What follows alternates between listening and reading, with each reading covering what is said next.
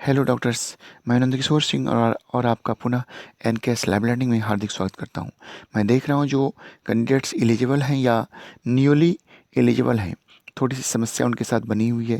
ये कैसी समस्या है और कौन सी समस्या है? तो सबसे पहले मैं बात करूंगा सीट ब्लॉकिंग की। ये सीट ब्लॉकिंग क्या चीज़ है? बहुत सारे लोग पूछ रहे हैं इसके बारे में। तो यहाँ तक कि एमसीसी भी पूछ रहे हैं कि कहीं कोई सीट ब्लॉक तो नहीं रह गया है।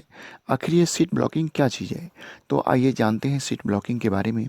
सीट ब्लॉकिंग का मतलब है, जैसे आप ऑल इंडिया कोटे और स्टेट कोटे की रजिस्ट्रेशन प्रक्रिया में भाग ले रहे हैं, तो अगर आपको ऑल इंडिया कोटे में सीट अलॉट हो चुकी है और उसके बाद आपने वहाँ पर रिपोर्ट कर दिया है, या फिर उसके बाद स्टेट काउंसलिंग में भी अपने लिए एक सीट अलॉट होने वाली है आपके लिए, तो उसमें भी आपने जो सीट अलॉट किया है या एक सीट देख रहे हैं, तो सेंट्रल कोटे प्लस स्टेट कोटे दोनों जगह एक ही उम्मीदवार के लिए दो सीटें हो रही हैं।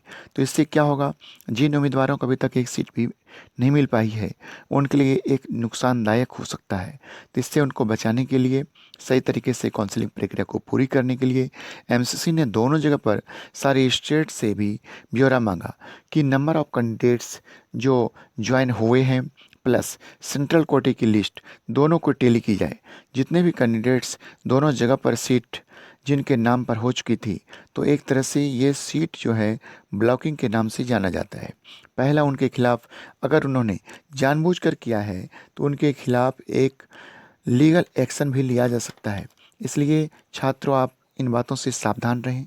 कहने का मतलब है, आप वही चॉइस फिलिंग करें जो ब्रांच आपको चाहिए। अन्यथा जिन ब्रांच की आपको ज़रूरत नहीं है, तो जिन ब्रांच की आपको ज़रूरत है उनकी आप चॉइस फिलिंग करें, और जिनकी ज़रूरत नहीं है आप चॉइस फिलिंग उनके लिए ना करें। अगर उसमें से अलॉट हो गया है तो बहुत अच्छी बात है। यदि आपका सेंट्रल में नहीं हुआ तो आप स्टेट की तरफ मुड़ सकते हैं, कोशिश कर सकते हैं। तो ये बात सीट ब्लॉकिंग की दुविधा की थी, तो इसलिए वहीं पर भरें आप जहां आपको 3 सालों तक पढ़ना है, उनके साथ समय गुजारना है। दूसरी बात, एनआरआई कैंडिडेट्स, जो एनआरआई कन्वर्जन के लिए पहले डेट आई थी 14 मार्च तक, अब वो बढ़ाकर 15 मार्च संध्या 6 बजे तक कर दी गई है। एमसीसी का नोटिस भी मैं आपके साथ ये शेयर कर रहा हूँ। जो कैंडिडेट्स एनआरआई हैं या इंडियन नेशनलिटी को चेंज करके एनआरआई बनने जा रहे हैं, तो सारे डॉक्यूमेंट्स फॉरवर्ड कर दें दिए गए डेट तक। अब मैं तीसरी बात करने जा रहा हूँ। एनआरआई आप बन तो रहे हैं, या बाहरी कैंडिडेट्स एनआरआई अप्लाई कर रहे हैं, तो एक बार सारे ब्रांचेज जो डीम्ड में बची हुई हैं एनआरआई कोटे की सीट्स, उसके लिए मैं डिटेल देना चाहूँगा, जो हमारे स्लाइड पर आप देख सकते हैं।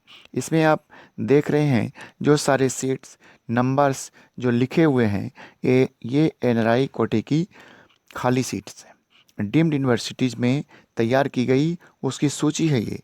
तो सोच समझकर ब्रांच भरें, कॉलेजेस को देख लें किस कॉलेजेस में कितने कट ऑफ पर गया है, कौन से कैटेगरी में कितने कट ऑफ तक गया है, उस हिसाब से अपने ब्रांचों को आप सुनिश्चित कर लें।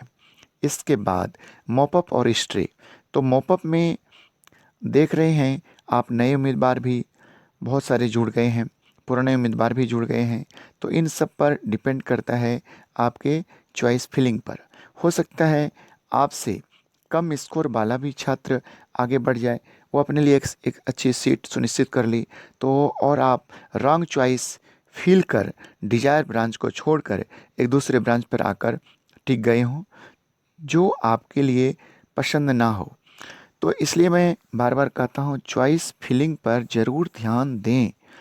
हेलो फ्रेंड्स, यदि आपने अभी तक इस चैनल को सब्सक्राइब नहीं की तो प्लीज़ कर लें, क्योंकि मैं बराबर ऐसे वीडियो आपके लिए लगातार लाते रहता हूँ। तो छात्रों, चॉइस फिलिंग पूरी तरह से स्टडी करके भरें। ऐसा नहीं कि जो मन में आया वही भर लिए। ऐसी स्थिति में आप हमसे जो है डिस्क्रिप्शन में दिए गए व्हाट्सएप नंबर पर आप हमसे संपर्क कर सकते हैं, पूछ सकते हैं। उचित मार्गदर्शन मैं आपको ज़रूर दूंगा। कभी कभी ओवर कॉन्फिडेंस नुकसानदायक हो जाता है, ऐसा आप कभी ना करें।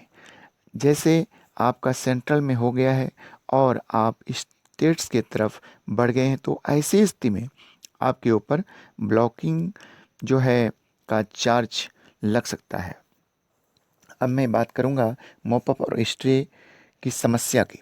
तो मॉपअप में सारे स्टूडेंट्स जो हैं रजिस्ट्रेशन किए जो रहेंगे वही स्टूडेंट्स एलिजिबल रहेंगे स्ट्रे के लिए भी। जिन्हें अलॉट नहीं हुई हैं वो अपने आप एलिजिबल हो जाएंगे स्ट्रे राउंड के लिए। और मॉपअप में जबकि नंबर ऑफ कैंडिडेट्स बढ़ गए हैं तो मुझे उम्मीद लगता है कि सीटें जो हैं स्ट्रे में नॉन क्लिनिकल की बात करें तो वो निकल कर सामने आ ही जाएंगी, मगर क्लिनिकल में भी कुछ खास दिखने के लिए नहीं मिलेगा। इसलिए सोच समझकर अपनी काउंसलिंग प्रक्रिया में दावेदारी अपना निभाएं। अन्य जानकारी या उचित मार्गदर्शन के लिए आप हमारे साथ यूँ ही बने रहें। बहुत बहुत धन्यवाद। Best of luck. मिलते हैं फिर एक नए टॉपिक के साथ अगले वीडियो में। तब तक के लिए वंदे मातरम। अपना ख्याल रखें। जय हिंद।